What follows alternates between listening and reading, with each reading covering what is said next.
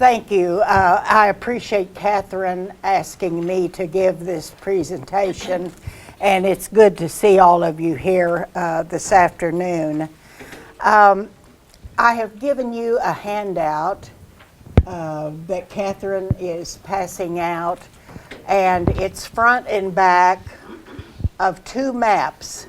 And I thought about putting the maps on my PowerPoint, and then I thought, well, it'd be better to have them so that you can look at them closely, because many of the people that I'll be giving in my Cherokee Claims, it will mention the district that they lived in back in the old nation, and also in the Cherokee Nation West.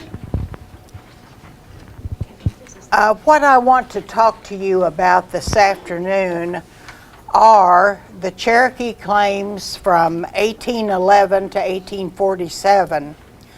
And I want you to know that there are hundreds, if not thousands, of claims that are scattered throughout the Cherokee records at the National Archives and other places where they have Cherokee material.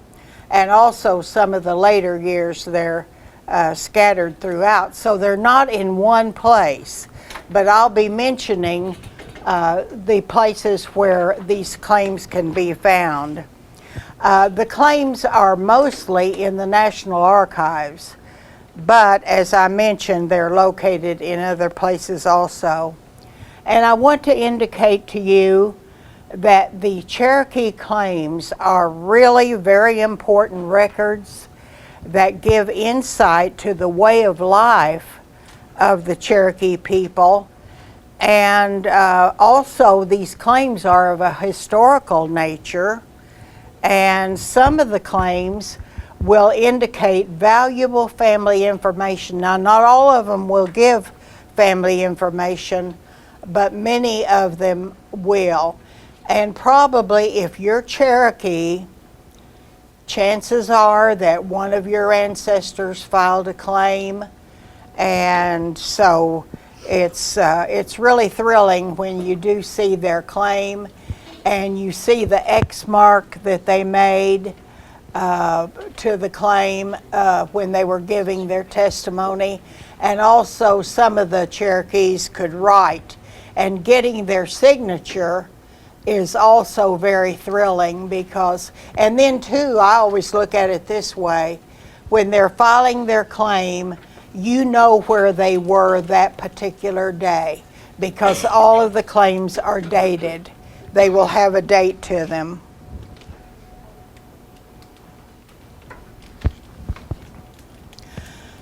I transcribed all of the claims that I'm going to show you this afternoon. Looking at the original handwriting is sometimes very, very difficult to read, and other times it depends on who wrote the claim, whether they had good handwriting or whether they didn't. So I transcribed everything. And keep in mind that a literal transcription is the way it actually is, whether the words are misspelled, whether the punctuation is not there, which in most cases punctuation is not used. So you'll see some misspelling of the words, of some of the words. And on this particular slide, this was submitted to the Secretary of War August 25th of August 1811, and I've listed just a few of the names and what they lost during that particular time and what they're claiming on. And there's also white people who are making claims against Cherokees in this particular set of records, but I didn't include them. I only included some of the Cherokees. And you'll notice what they're claiming on, such as Alexander McCoy for articles of clothing, and you'll notice that's a misspelled word. stolen by white men, and then Daniel Ross, 2 horses stolen by a white man. And so this was done at Hiawassee. And of course, you'll probably want to refer to your map to see where some of these places are as I go along. And this was, these claims were submitted August the 25th, 1811, and they were re-examined by Return J. Meggs, who was Cherokee agent at this particular time. And then you'll notice at the bottom of the page, I give you where these records are located. And this was transcribed from National Archives Microfilm Publications, microcopy number 208, Roll 5, Records of the Cherokee Agency in Tennessee from 1801 to 1835. And this is correspondence and miscellaneous records from 1810 to 1812. The records of the Cherokee Agency in Tennessee are really a very important set of records. It includes just all sorts of miscellaneous types of documents having to do with Cherokees back real early. And if I'm not mistaken, this set of records is on 15 rolls of microfilm. Some libraries have this collection of records of the Cherokee Agency in Tennessee. And I didn't check online to see if NSU has them, but a lot of repositories and university libraries also have this particular set of records. And so if you can avail yourself of where they may be located, it would be worth looking at this particular set of records. And on each reel of microfilm, it will indicate the years and what the records are about. So that way you can possibly eliminate maybe looking at everything. By the way, can everyone hear me? Can you hear me good enough? Okay, I wanted to make sure about that. On this slide, this once again isn't an entire list of the particular records, but it's a list of claims of citizens of the United States and of Cherokees for indemnity for damages. And you'll see that it's the year that the claim was made. And you'll notice in the third one, in 1814, Broome, who gave this Cherokee claim, it has died since his claim was filed. And it says that he was leaving a family, so he had a family that was left behind after he died. It doesn't indicate the year that he passed away, but you know that sometime shortly after 1814, Broome passed away. So that could be important for a family that happens to be of the Broome family. And the word indemnity means that it's a reparation of settlement or payment. And so anyway, at the bottom, I've indicated where all this came from, and it's from microcopy number 574 of the National Archives, Roll 17, which is Special Files of the Office of Indian Affairs from 1807 to 1904. A very, very crucial, important set of records. These are very, very good for all kinds of information. And you'll see that Anthony Foreman, you'll notice on his claim that he was, that they think that he has a right two damages. A lot of times it'll indicate on the claim whether they believe the claimant in what he's saying and whether they think the claim is good, that they can pay on it, or sometimes it'll say they can't pay, they can't recognize that claim, and so it'll sometimes say that. So anyway, he has a right to the damages, which is $800. And so that's a very important set of records. Marybelle, do you mind if we ask questions as you go along, or do you want us to wait to the end? I'd rather wait to the end. And hi, David, I didn't see you sitting there. Okay, I'd rather at the end, if you don't mind, because I'm going to give some more information about where and how one can access all this information without making a trip to the National Archives or going some faraway place to look at the records, because these types of records are scattered everywhere. And so I'll be mentioning where some of the records are located.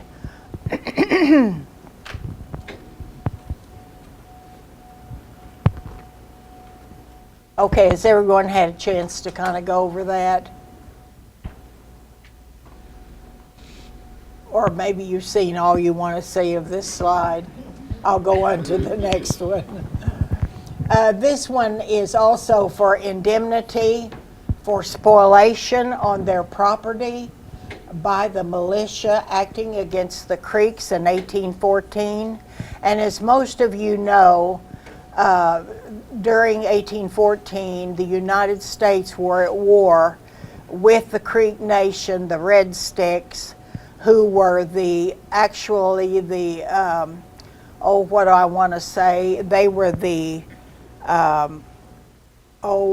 the word escapes me. Maybe some of you can help me. They were the traditional, that's what I'm looking for. The Red Sticks were the traditional Creek. The other Creeks had welcomed the United States and all what they did with open arms.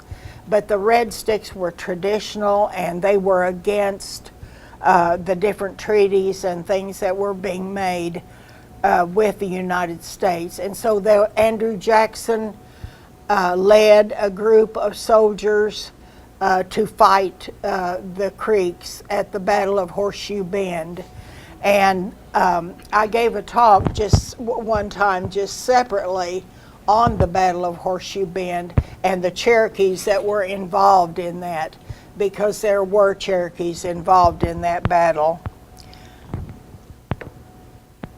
Okay, and you'll notice that these are dated really early in 1814, most of them, and it was claims that during this particular time, during the War of 1812 and the War of 1814 with the Creeks, and the woman holder, a Cherokee, he says that under the command of Major General Andrew Jackson, they carried off a cow and a calf, and it was a man by the name of McMahon has testified that he saw the white people with the cow and the calf at Fort Strother, and the claimant said he was never paid for them, but hopes that the government will see him paid for his loss. And this claim was filed August the 21st, 1814, before Alex McCoy. And then John Looney informs us that the white people killed 8 head of his stock cattle, and he's wanting $8 per head, and also they stole 2 of his horses, which he says that John Brown Jr., which is another Cherokee, does certify that they killed the cattle, and that Waysay say, a respectable Cherokee chief, says the same about their carrying off the horses, for which the claimant says he never received any pay for. And this was August the 22nd, 1814. And then John Brown informs Alex McCoy that they killed 15 head of his stock cattle, and he wants $8 per head, and 150 head of his hogs, and he was going to charge $2 a head for. So he has quite a claim here and a lot of stock that he claims that he lost. And of course, this was done before Alex McCoy, August the 24th, 1814. There are numerous claims just like this, gives the name of the Cherokee and sometimes a little more information. But this is just, I chose 3 that gives you a representative sort of type that you can see what types of claims were filed. And this also is in the special files of the Office of Indian Affairs, Roll 17 of microcopy 574.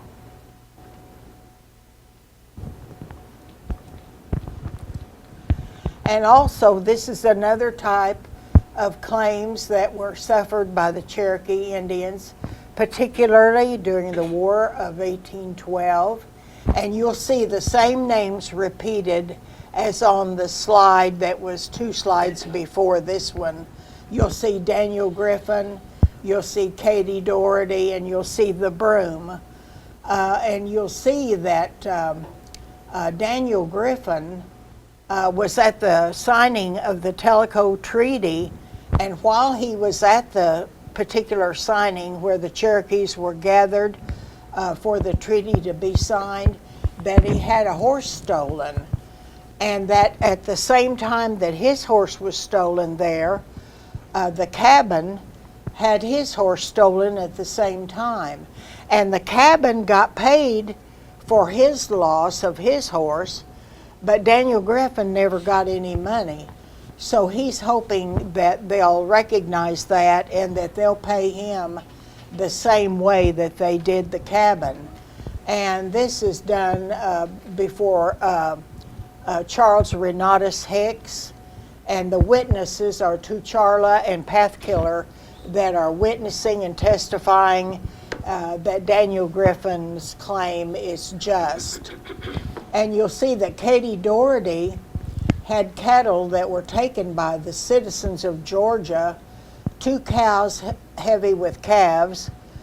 They were getting ready to have calves in the spring of 1814, and that they were taken by the whites living in the settlement, and that it was customary for numbers of cattle to be driven over the Chattahoochee River every winter, and then they'd remain on the river until spring. And I thought that was, I look at all these things as so interesting that I latch on to just every little thing. So that just kind of gives you a little bit of an idea of what was going on in Cherokee life, the way that their lives were being lived. And this was presented before Colonel Return J. Meigs, who was Cherokee agent, and written by Charles Renatus Hicks. And then once again, we see the Broom, his claim, and remember, he had died since the claim was filed, sometime shortly after 1814. And this is also in the special files of the Office of Indian Affairs, Roll 17, 1807 to 1904. And these are claims against the Cherokees. This is a different type of claim. And these are under the Treaty of 1835 and 1836. And these were filed at the Cherokee Agency July the 31st, 1835. So this is shortly before Cherokee removal. And what it is these and there are hundreds of these types. these Cherokees are borrowing money on their improvement before removal. And so then they'd have to pay it back after their property was valued. And when I say valued, that means appraised. So after their property was appraised by the appraising agents, they would borrow money, and then that way they could pay it back when they got paid. And there are big books at the National Archives of the Cherokee evaluations, and chances are, if you're Cherokee, you're going to find your person on there, your ancestor, and the value of their property, and it will also list everything, all the peach trees, all the apple trees, how many acres, and the description of their improvement. So George Bearmeat is borrowing money on his valuation, and the witness is Benjamin F. Curry. John Ridge is the interpreter, and Cumberland and Bearmeat are the witnesses. And the second claim of this type is by John Ratliff, and he also is borrowing money. And then Archilla Smith, excuse me, of Chattooga, and there's a mention of where he lives, so in case you wanted to look on your map to see where that was, you'll be able to do that. Archilla Smith made his mark, and also John Ratliff, and it doesn't indicate about George Bearmeat, but I'll always indicate whether they made their mark or whether they could write. And this also is from the special files of the Office of Indian Affairs.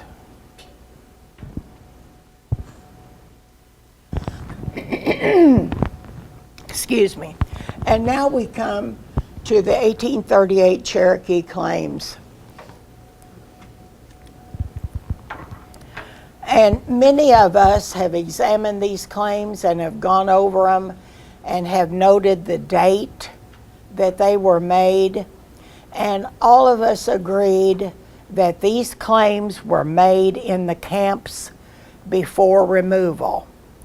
And what I mean by in the camps was after they were rounded up to be placed in detachments, to be removed to west, to Cherokee Nation West, where we are now, that these claims were made in the camps. So not all Cherokees in the camps made a claim, but there are a lot of them that did. And these claims are located at the Tennessee State Library and Archives, and they're in the Penelope Allen collection. And I've given you the microfilm roll number. And this Penelope Allen collection, this lady was early, and I would say early 1900s, was a columnist for a newspaper there in Tennessee, and she was a genealogist, and she was a collector. And so back in the early 1930s, she purchased from Robert Bruce Ross, who was a grandson of Chief John Ross. She purchased all this massive collection that John Ross had, and these records were in his possession when he was placed under house arrest during the Civil War and taken back east. And so they should have been deposited with the Cherokee Nation. It actually, in my opinion, belonged to the Cherokee Nation and to the Cherokee people. But now they're scattered everywhere, this particular collection. And so she bought these from Robert Bruce Ross. I think the amount of money, I've never seen anywhere where it states the amount of money that he received, but it's a huge collection. And the most of the collection is at the Tennessee State Library and Archives. Some of the Penelope Allen collection is located at the McClung Museum there in Knoxville, Tennessee. They have part of the collection. And also part of the collection is at the University of Tennessee there in Knoxville. So they're in two different places in Knoxville, Tennessee, as well as being at the Tennessee State Library and Archives. And you'll note Jesse Sanders of Polecat Town, number 13, his claim is number 13. He's mentioning what all he has, and that his particular witness is Nicholas Sanders, and he's swearing that what Jesse Sanders says is correct and true to the best of his knowledge. And this was sworn to before Elijah Hicks. Elijah Hicks wrote this claim, and it was on the 15th of August, 1838. And they would be in the camps during this particular time, getting ready to get into their detachment to remove to what is Cherokee Nation now. And so a lot of these claims give more information than this particular claim. And as with anything else, that seems to be the way it always is. This is another claim that was done in the camps, and this is number 99. So you can see so far there's quite a few claims in the camps that are given by various Cherokees. And this is, and I'm not sure I'm going to pronounce this correctly, Angeli Lohi, who was the daughter of John Downing, deceased. Marybelle, can I help you? Yes, what is it? It's actually Aguilofi. Oh, Angalohi? Aguilofi. Oh, okay. Well, I knew I was far off from that, but not being a Cherokee speaker, I'm Cherokee, but I can't speak or I don't understand, and I certainly don't know the written language. So I'm kind of handicapped that way. Being a researcher, I've been doing Cherokee historical research for about 40 years. And so I get kind of handicapped not knowing the language, not knowing how to pronounce. And but anyway, I do the best that I can. But I've been doing Cherokee research for a long, long time. And so she gives, and you can see that John Downing had quite a spread there, and that this improvement was left to her by her deceased father, John Downing, and it's situated near Pine Log, Old Town. Most of the Downings lived at Pine Log in that particular district, and they also lived near the Sixes. When you do research, you can find that they're all clustered together because they're all related. Now, she's saying in this claim that she was dispossessed by the relatives of the deceased. So her own relatives ran her off of this claim. But the relatives that ran her off of this particular improvement, later they were dispossessed by citizens of the United States in the year 1834. So in turn, they ran her off, but then they got ran off by the white citizens there in Georgia.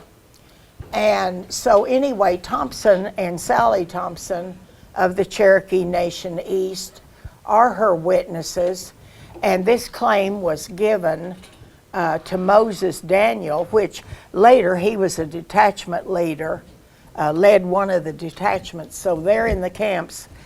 She's giving her claim to Moses Daniel, who is one of the agents for collecting claims. And this was done the 18th day of August, 1838. So it kind of gives you a little information about family situations there. And you find in these claims a lot of different things of this type, just different situations. This is Lucy Price, and you can see that her claim is 187. So we know when she gave her claim, already 186 Cherokees had given their claim. And she lived at Chestoa Creek, Omahe District. And she lists all the improvement and the things that she had.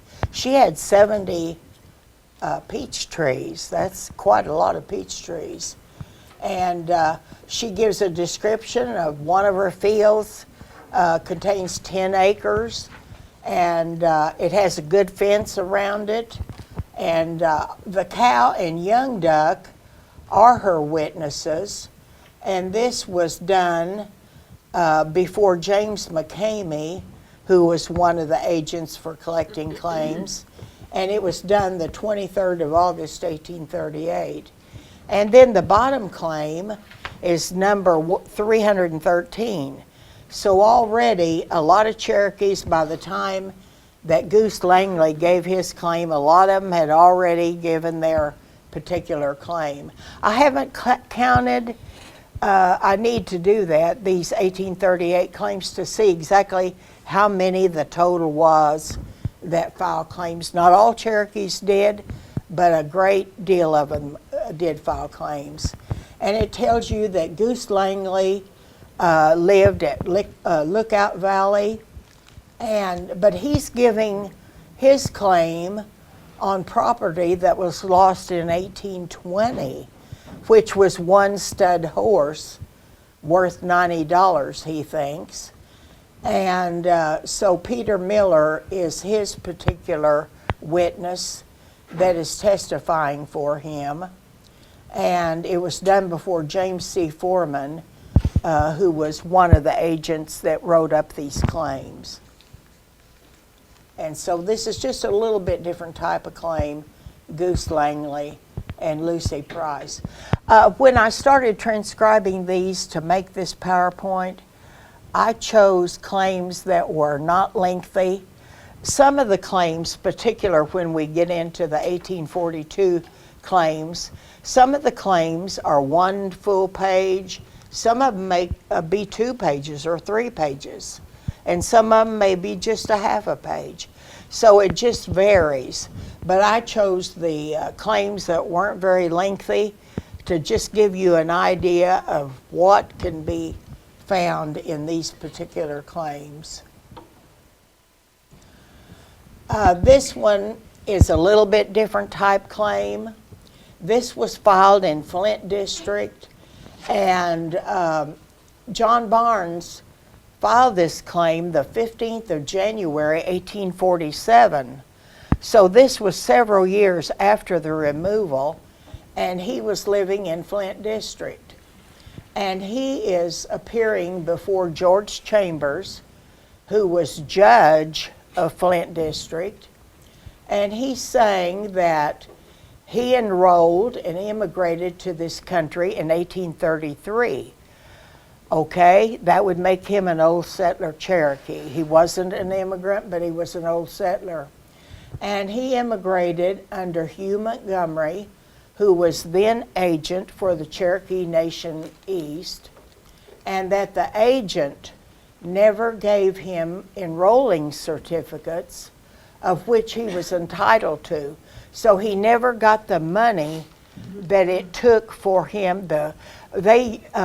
All the Cherokees got subsistence money, and they also got an enrollment money for the removal, so that when they used their subsistence and they went to the different depots after they got here, went to the different depots to get their food, because they were to be subsisted for 1 year after the removal, and then after that they were on their own.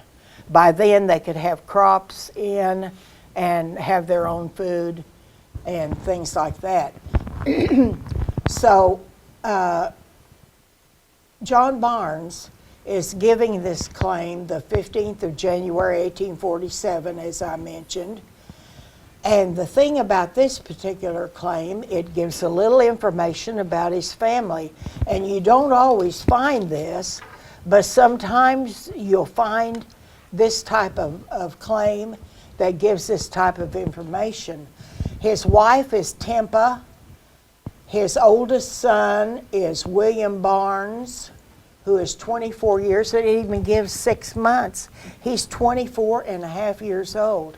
It gives all the other children's their age. And what one can do is calculate the year these children were born by noting that the claim was filed in 1847, so you can calculate the year that each one of these children were born. And George Chambers, who is judge of Flint District, he is certifying that this particular family is correct and as written, and so he did that the 15th of January, the same day, 1847. And this is transcribed from also the special files of the Office of Indian Affairs. And I found this claim to be interesting.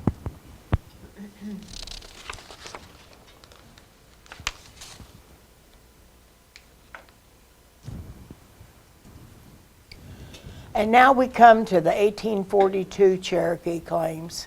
Now this is part of the Penelope Allen collection also. These are a massive, massive collection of claims, and far more abundant than the 1838 claims. And in 1988, I became aware of these claims, and when I started to read them, I thought, wow, these are really important and very good. And I thought, people need to see these. So I went about publishing what there was available.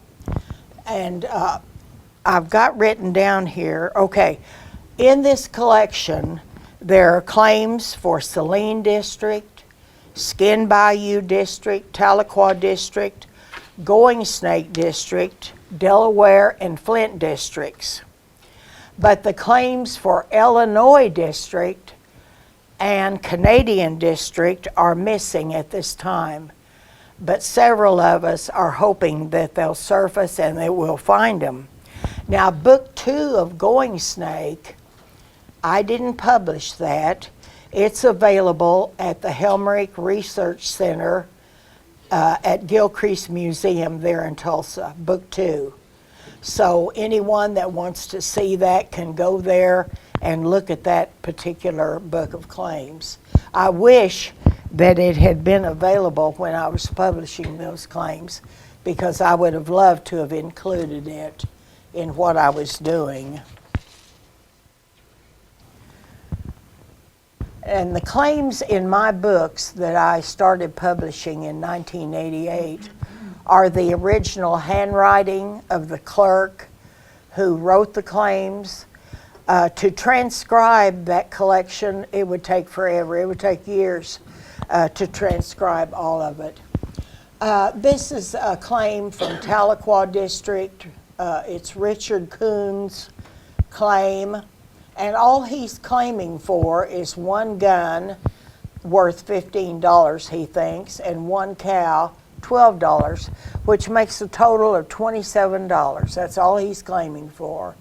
And he's stating that he's a native Cherokee from Hickory Log, and you'll notice on your map where Hickory Log District is, and that he immigrated in George Still's detachment, and that now he resides in Tahlequah District. And he states on oath that the gun was taken by the soldiers and that the cow was left behind when he was forced to remove by the orders of General Scott, which that is General Winfield Scott, who was in charge of removing the Cherokees. And Richard Kuhn is saying that he never received any compensation for it, for none of this. He never got his money. And so his witness is Spring Frog, who is saying that this claimant, what he's saying is the truth. And this was done March the 19th, 1842. And both of these particular documents are done before J.D. Wofford, who was one of the clerks who wrote the claims. And David Carter was also one of the clerks who wrote the claims for Tahlequah District. This claim is from Saline District, and it's Margaret Hicks, and she has quite an improvement that she's claiming for. Margaret Hicks was a sister of Chief John Ross, and she was also married to Elijah Hicks, who she gave the claim to. Sort of like a little nepotism going on there. But anyway, and she immigrated, of course, in Elijah Hicks' detachment. And she's saying that she resided in the Cherokee Nation East at Red Clay, and that would be in Tennessee. And that she immigrated in her husband, Elijah Hicks. She doesn't say that, but he is her husband. In Elijah Hicks' detachment in the autumn of 1838, and that she was compelled to immigrate to this country by the military of the United States, and that she was, all her improvement was taken away from her without any consideration, without being paid for it. And so this was done the 26th of March, 1842. And she gives her signature, and you know that a sister of Chief John Ross would be able to write. And so anyway, the witness, her witness is J. Mulkey, who is Jonathan Mulkey, and he also was married to a sister of Chief John Ross, and I believe her name was Maria. John Ross is one of his other sisters. So it's kind of all in the family here. But anyway, Jonathan Mulkey, I believe, gave he witnessed a lot of the documents of the claims for Tahlequah District also. And of course, this is Saline District. This claim is in Delaware District, and it's number 145 in that district.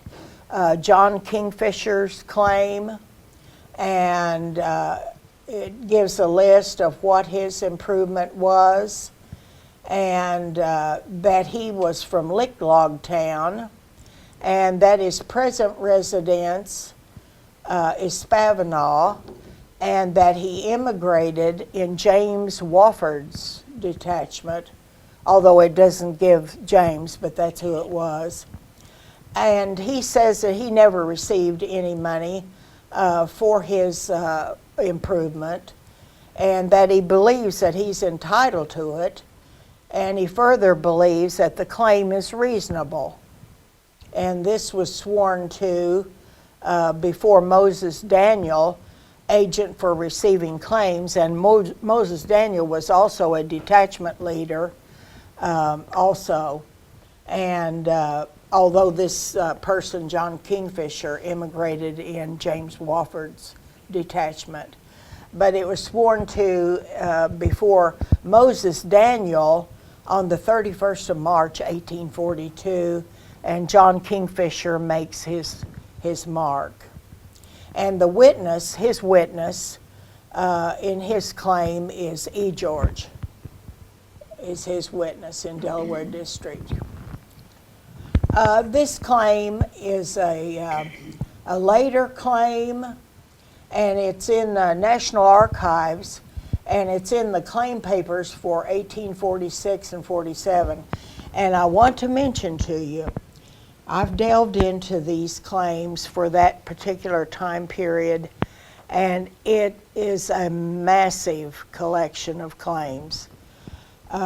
Every time I go, which is not often, maybe once every 2 or 3 years to the National Archives, I get into these particular set of claims. We've not microfilmed, we have photographed a few of them, but it's just the tip of the iceberg what we were able to do. And these claims were taken, several years after the removal. They're still claiming for things that they lost. They've never been paid, and they're still claiming. And you can see that this is Johnson Fields' estate. So Johnson Fields is deceased. And he's claiming for his improvement, which it was in Wills Valley in Alabama. And it was valued to Jumper for the sum of $446.25. And Turtle Fields, who is the father of Johnson Fields, is saying that his son Johnson purchased the improvement from Jumper in 1834. And this was previous to the ratification of the Treaty of 1835, which would be the Treaty of New Echota, and that his son paid Jumper $150, and Jumper gave up the entire possession to Fields because Fields had bought it, and Turtle Fields is saying that his son Johnson continued to reside on the place until he immigrated west under the Treaty of 1835, and that he never did receive any pay after it was valued or appraised by the valuing agents. It was still, I guess, in the name of Jumper, so to speak, and that he further states that the valuing agents found his son in possession of the place and that they came to value it. His son Johnson requested them to value it in his name instead of it being in Jumper's name, and that the amount that they did value it is in the Book of Valuations. Those Book of Valuations are huge, and you almost have to stand up to look at them, because if you sit down to look at a book that is about this as wide as or as long as this table and like that and about that thick, it's kind of hard to sit down and read them. But he's saying you'll find the valuation in the valuation book. So this is done by Turtle Fields, who's making this claim for his son Johnson, who is deceased, and he makes his mark. And his two witnesses for the claim that's saying this claim is true and what Turtle Fields is saying is absolutely true, his witnesses are Cat Fields and Night Killer. And this is Charles Moore, and this is a little bit different type of claim. This was done April the 10th, 1845, and the claimant, Charles Moore, is only claiming for one fine Claybank horse worth $150, and he's saying that this valuable saddle horse that was black, color black, mane and tail of fine appearance, was tolerably large and only about 6 years old, and that someone took it in 1834, and it was stolen from him at the head of Coosa River in the state of Georgia. And the horse was stolen by a white man citizen of the United States, and that he was never since then able to get paid for it. And it's stating in the claim, April the 10th, 1845, that the claimant, Charles Moore, is very old and not able to appear before the commissioners to make his statement in person. So he sent his son, Stanmore, to act for him and to make the claim. And so this was done before John T. Mason and Charles Moore had made his mark, but the claim was done by his son Stanmore. And Stanmore's and Charles Moore's witness, who is saying all this is true, is Buzzard. I want to say, and that's the end of my slide presentation. I'm going to leave that, if I can find that. Whoops, that's the wrong thing. Arrow mark right here. Oh, okay, got it. Since these claims are everywhere and scattered, there's a group that were contemplating trying to get all the claims together so they'll be in one place, and that we want to digitize them and get them online so that people can research these. Now, all this takes time because we may have to get permission from various places, and all of this takes time. It's not going to be something that will be done even in the next year or two, but we're starting to work on it, and we want to make them available for everyone so that they'll be able to get online and look at these, because these claims are really crucial. They are crucial to who we are, and it gives so much information in a lot of the claims, and some of them are so sad that I just nearly cried when I read every single one of the 1842 claims. I had to index the claims, therefore I had to read line by line all of the claims. Some of the claims, they were treated so badly. Some of the Cherokees would, one or two of them were stabbed. One was stabbed, a Cherokee was stabbed in her thigh by one of the soldiers, and it left her crippled. One man testified that his wife was going to have a child, and when she was pushed down by one of the guards, probably the Georgia Guard, I would think. It sounds just about like them. But to shove down, and she lost the child as a consequence of being pushed down really hard by one of the Georgia Guard.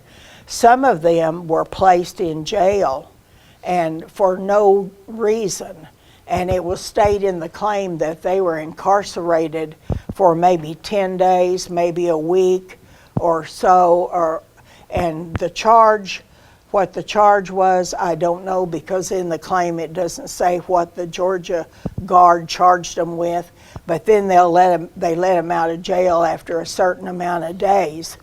So the Cherokee individual is claiming for being incarcerated by the Georgia Guard. So you'll find all kinds of these types of things. And the information is just astounding.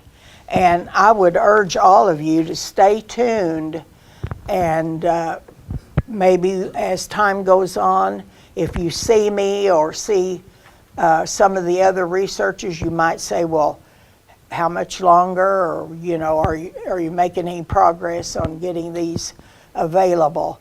It's going to be a massive job to get them out to everyone. But I hope that all of you, by seeing what I have brought to you today, that it's just a sample of some of the things that you might be able to find. And as I mentioned, I chose short claims, those that were not very lengthy, so that I could just give you an example of what was going on back then. You can see exactly what was actually going on.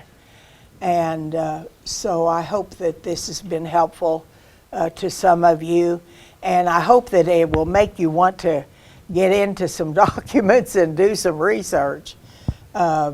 I love it, and as I mentioned, I've been doing it for 40 years, and I'll keep going as long as possible. Physically, I'm not in good shape, but I think my mind so far is all right. Now, are there any questions? Hold on a second. Before, I wanted to show a little bit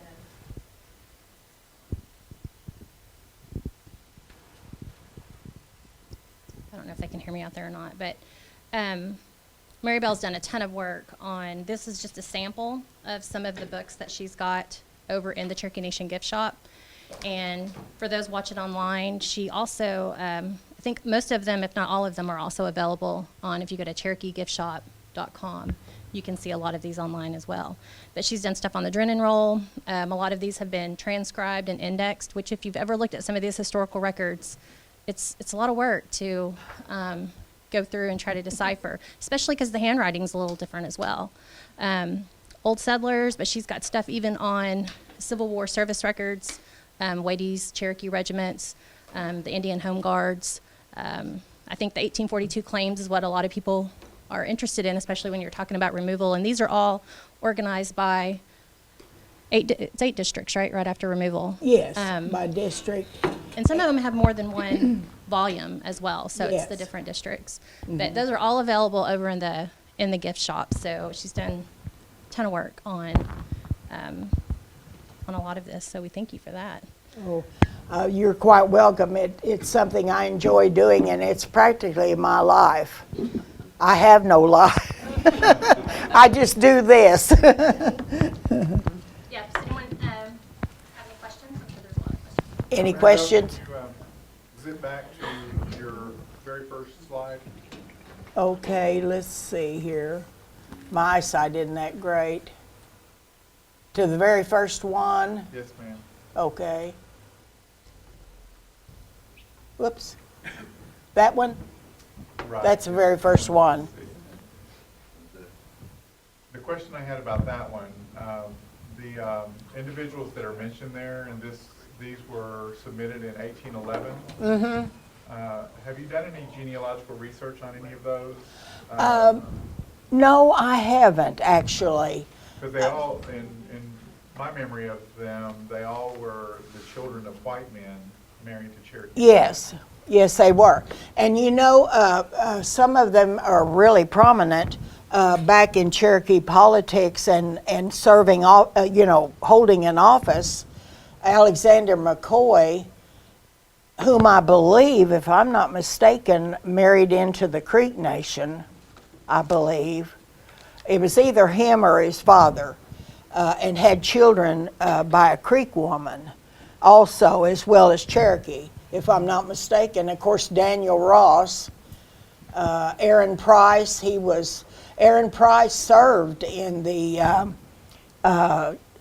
with the Cherokees at the Battle of Horseshoe Bend. He was one of the Cherokees that served.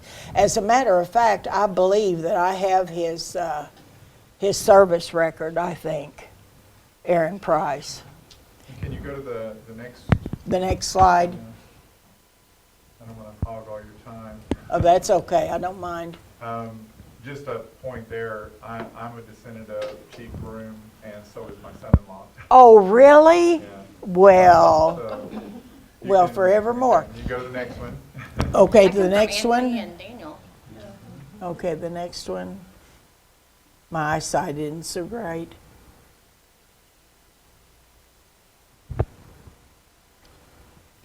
Okay, this one. I was looking for the one that had the Cherokee woman's name, Agilohi. I was gonna. Oh, the Downing yeah, person? the Downing one. And then I'm There it also, is. There I'm it also a is. descendant of Jesse Sanders.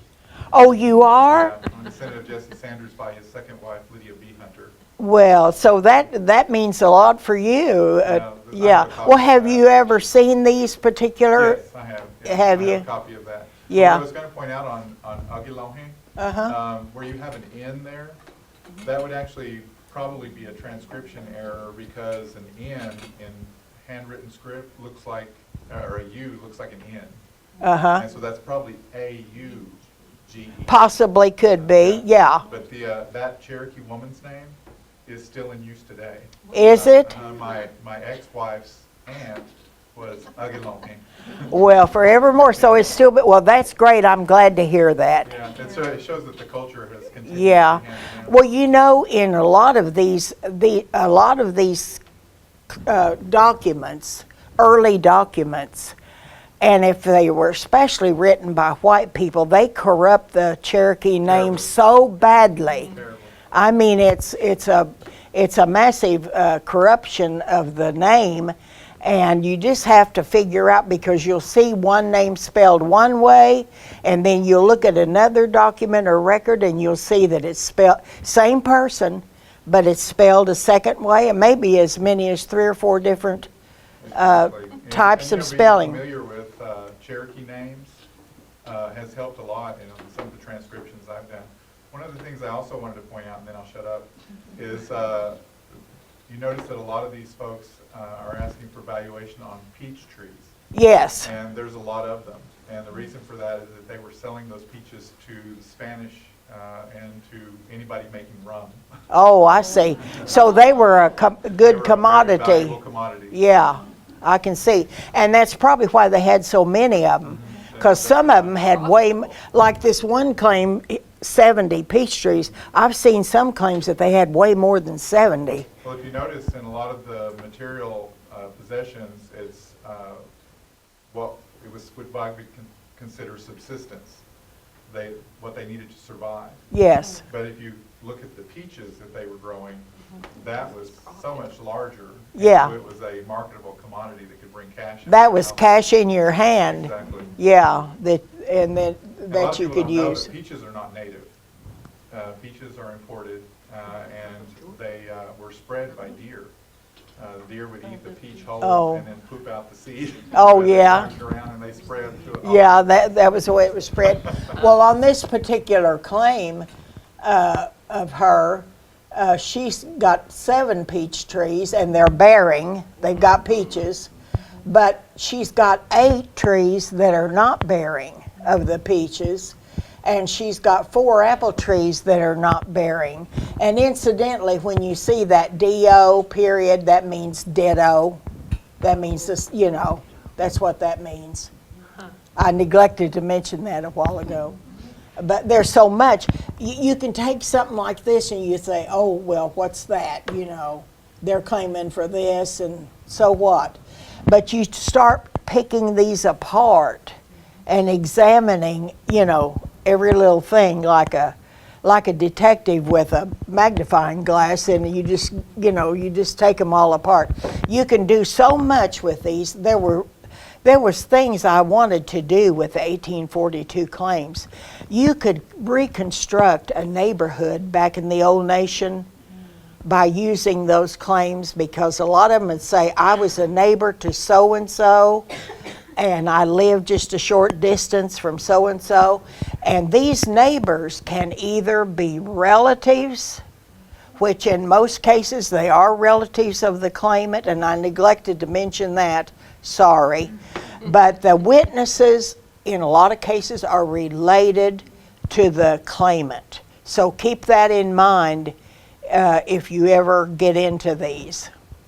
They would be the ones who would have first-hand knowledge of something Yes, transpired. yes, they would. And first-hand knowledge was critical in making the claim. Oh, yes, it really was, because, and then too, I want to mention also, I get all these thoughts after I give a talk, but I do want to mention that these claims went through 4 boards of commissioners. They were passed down from the first board to the second board, to the third board, to the fourth board. Okay, the third board rejected nearly all of them. All the claims that had been filed, the third board rejected them. Now, those that I showed you that were in 1847, those were passed down to the fourth board, and most of those were rejected. So they never got their money. Well, this was all from the white man, right? Yes. Well, in government, these commissioners were appointed probably by Martin Van Buren or whoever was president after Jackson during that time when the claims were being filed and presented to the United States. So they never got their money, most of them. But the claims are still there, and we can still look at them and get the information, and hopefully, as I mentioned, be made available for everyone to look You could at. still pursue them, is that not true? I beg your pardon? It would be possible for. Oh, to pursue those? To actually pursue them. You know, I don't know. I don't know if that has anything, would you think, David, that would have something to do with the Treaty of 1835? Well, probably so. The claims, because they were denied, precipitated the need for the Treaty of 1846. And the Treaty Oh. of 1846 was then the base for the payment of 1851 and 1909. In So 1909. those probably So would be that, considered paid.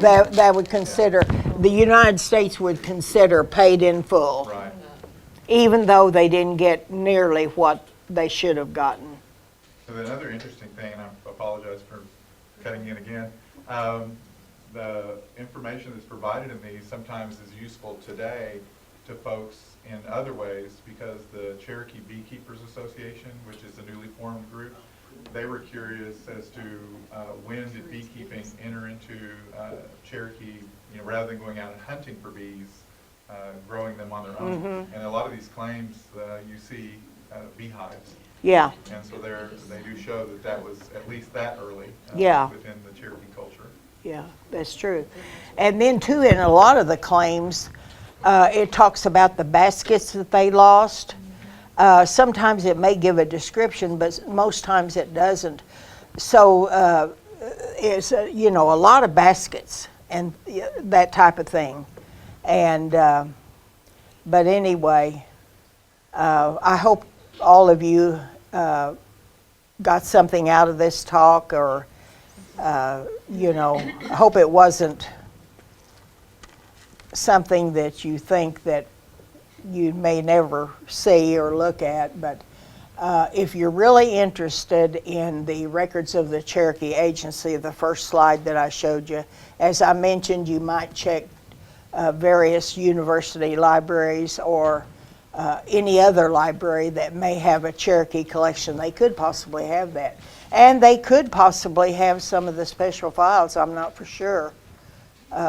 It's just, I know the Western History Collection at the University of Oklahoma, they have a lot. So that's a possibility for research. And if you're not a researcher, you may know a researcher, someone that is really into, I'm not into it for genealogy. It's for the whole thing, for everything. And I think that includes, just the littlest type of information is crucial, because it gives you a whole picture. You put it all together and it gives you a picture. And on that page of the map that's on the other side of the 1820 map, that's the, I gave you the dates that the districts in 1840 were formed. And then, of course, Skin Bayou was later changed to Sequoia District. And then I gave you when Cowiskewee was formed. Later on, it wasn't in existence when the claims were filed. But I thought, Was it just part of one of the others? yes, they took, I believe, the western part of Saline District, and I think maybe part of Delaware District to make that district, It's I hard to believe. find maps of. It is. Of right after removal, a map of the Cherokee Nation. It is, and I had got in touch with the National Archives years ago because I wanted an original map to put in my books. And they could not find any map that they had in the cartographic department there. They couldn't find any map of that time period. And so later on, when we made a trip to the National Archives, we went to College Park. and that's where they have all the maps. And they've got an index, card index, that you just pull out the drawer and look for any map that you want. And I couldn't see any indication of a map during that time period. We can have Cherokee Nation make one, so that way we would, Yeah. because I don't know if we've, I don't, because I've never used one of like 1840, the Cherokee Nation that has the different districts. It usually is just a, You just generic, yeah, solid, generic, yeah. Now, let's see. I believe, if I'm not mistaken, oh no, it doesn't show the districts. I was thinking about another map that I had seen, but it doesn't. I wanted something that gave the. Now, of course, in the laws of the Cherokee Nation, it'll give the boundary lines of all the districts, but you know, just to see it. you have to know where such and such is farming. Yeah, you'd have to know where, yeah, and they may not, Be there. now it's under a different name, Yeah. the different places. We received an interesting email yesterday, and I forwarded on to David. Did Kim from ICW make it? She emailed yesterday, but they were contacted about a man who was trying to, what was it? I guess they were trying to get probably a clear title or something on this piece of land. But the land goes back to the 1820s or 30s. And they contacted all of the descendants that are here now of this Cherokee man living in Northeast Alabama. Have you ever come across anything like that with all? I'm surprised that they would even try to contact family now. Yeah. Because that was so long Yeah, ago. that's quite a long time So we were ago. thinking maybe it was somebody from the 1817 or 1819 that had given up land. Oh, Maybe in 1817 or 1819. the Treaty of 18, oh, well, would that Or be had like accepted a, a land reserve and stayed, and possibly later just left. Yeah. And just been sitting there. of course, all the reservations that were taken out in 1817 and 1819, those are available in the plat. Is available in the Penelope Allen collection, so that'll be in the collection of the plats of the reservations. And I've seen John Ross's plat. He took out a reservation, and so that should be interesting. Yeah, I didn't know where to send her because Yeah, it's I'd never. yeah. I've that never seen anything like that or heard of anything like that. Marybelle, Yes. on the slide that you had about the spoliation claims. Yes. I noticed the date on that was 1814. Yes. What dates do spoliation claims encompass? It encompasses all the way up through the 1842, because a lot of people, now spoliation, and I neglected to mention this, what that means is taking away by force. That's plundering, that's taking something by force. So you'll find a lot of spoliation claims in the 1842. You'll find reservation claims. There are some old settlers that are also filing claims in 1842. And reservation claims, spoliation claims, all types. Well, I've been through all the claim books that you published. Yeah. You know, searching for detachment information. And, but where else would I look? Just on the microfilm itself to get other claims that are not included in the books?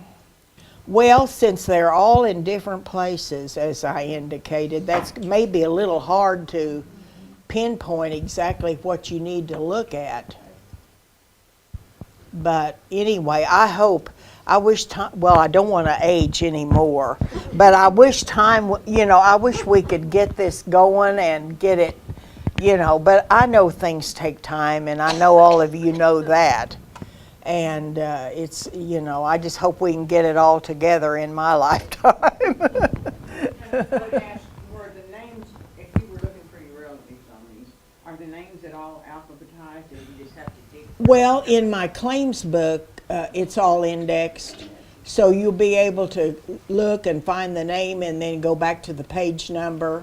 So this is what Yeah. they look like, that she's got it indexed in the back. And this is just one district, so, but then it tells you what page to go with. So this is just the telephone district, and there's some for, Celine, and I just brought one of them.